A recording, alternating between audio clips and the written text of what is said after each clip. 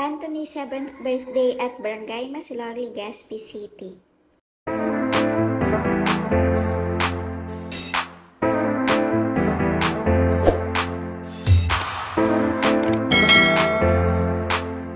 Another event for the month of April.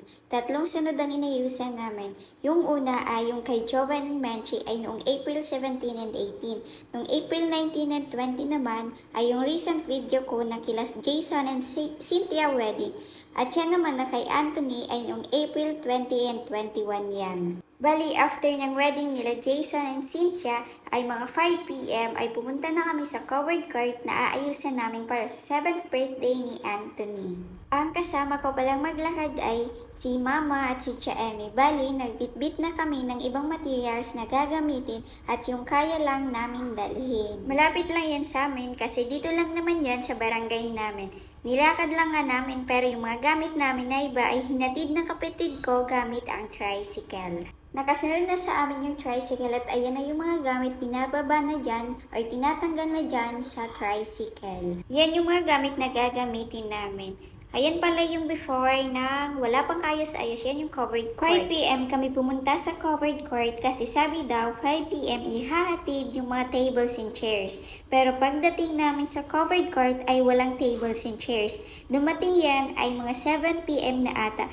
At ayan, di ba makikita nyo naman na madilim na dumating yung mga tables and chairs. Filipino time, ika nga. Char! By the way, hindi yan sa amin ng mga tables and chairs. Bali, yung client namin ay nag-rent sa iba ng tables and chairs. Nung pagkadating ng mga tables and chairs ay sinet up na namin sa covered court since madilim na at gabi na rin yan dumating. Ayan, inaayos na dyan nila mama yung mga tables and chairs. Yung mga tables ay 8 na piraso sa gitna ng covered court. Bali 8 yan na nilagay namin and para sa mga bisita yan at meron pa silang ibang tables for cakes and souvenirs and yung sa buffet table nila.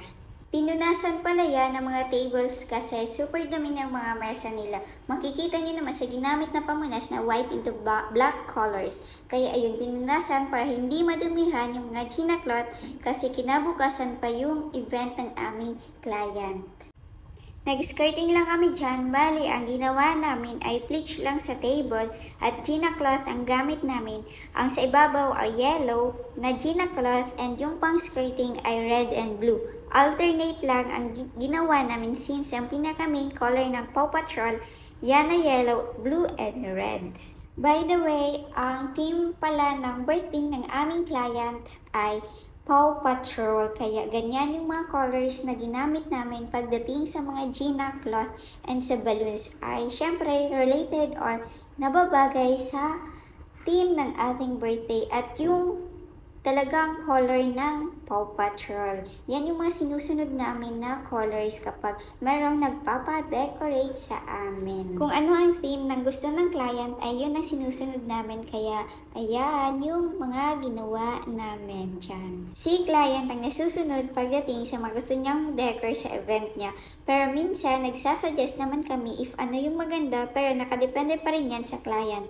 And if meron naman suggestions ang client or gustong ipalagay, syempre, if di naman magandang tingnan, sasabihin pa rin sa client na ganito, ganyan para alam niya. And kung yung ipapalagay ay di naman angkop sa theme ng event, syempre, di na yun ilalagay basta alam naman ng client na ganun. Kaya nga, communication is the key. Habang nag-skirting, yung ibang mga kasama namin sa lamesa, may naglalagay na rin ng seat cover and 150 pieces pala yan na nilagyan namin ng seat cover. Binabalot na dyan yung mga panel boards ng Gina cloth, ilalapat lang yung tela sa harap at sa likod ng panel board ay tinatamtaks yan na Gina cloth.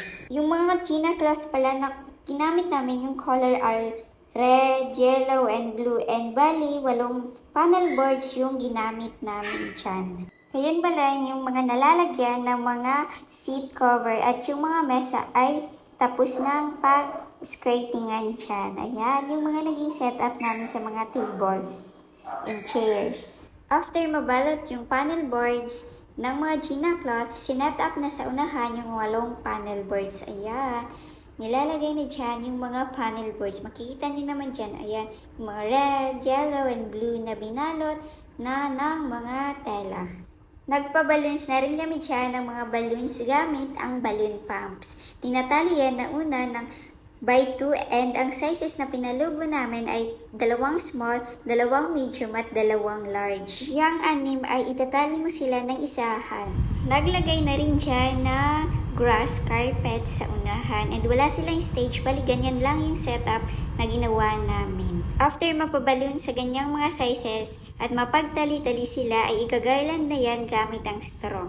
Bali, ganyan lang yung pag-setup ng mga balloon garland natin. Bali, tinatali yan dyan sa panel boards and nilalagay na rin dyan yung mga cartoon characters sa Paw Patrol and yung name na made of styrofoam. Ayan, yung mga cartoon characters and pinipin yan dyan sa panel boards and make sure na hindi yan matatanggal and pinipin yan ng mabuti dyan sa panel boards natin na merong Gina cloth. Di pala namin yan natapos ng April 20 kaya kinaumagahan April 21 ng umaga ay pinagpatuloy na namin since ang birthday ay mag-start ng 1 ata yun or 3, di ko alam, basta hapon pa naman mag-start yung party ng aming client and nagpa-balloons ulit kami dyan and yan yung sinasabi ko kanina na ginagawa namin sa balloons.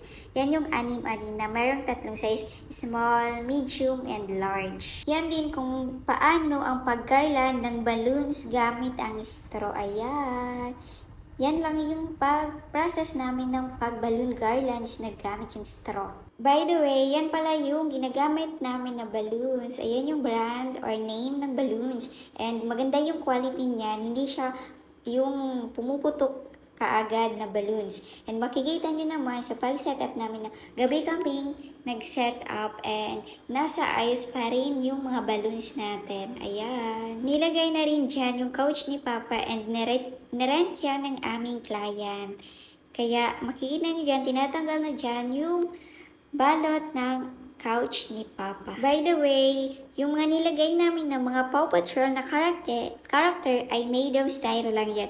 Print yan sa bond paper tsaka dinikit sa styro lahat ng mga pan-design na Paw Patrol. Nilagyan pa rin pala dyan ni Mama ng pahaba dyan sa unahan niya na color na Gina cloth. Yan na ang after ng pag-ayos namin, Paw Patrol theme birthday party at covered court. Nakita nyo naman yung before na wala pang kaayos-ayos and yung naging outcome ng pag-decor namin. Happy 7th birthday, Anthony, and sa parents ni Anthony, thank you for trusting RCNTSD Party Creation. Kami yung napili nyong mag-decorate sa venue ng birthday ng anak nyo, kaya thank you so much po. If nagandahan nyo ang aming mga decoration and interested kayo na magpa-decor, you can message our Facebook page, RCNTSD Party Creation. Nag-decorate kami sa mga events like weddings, birthdays, graduation, anniversary, or kapag may event sa barangay like pageant, nag-set up din kami sa mga stage.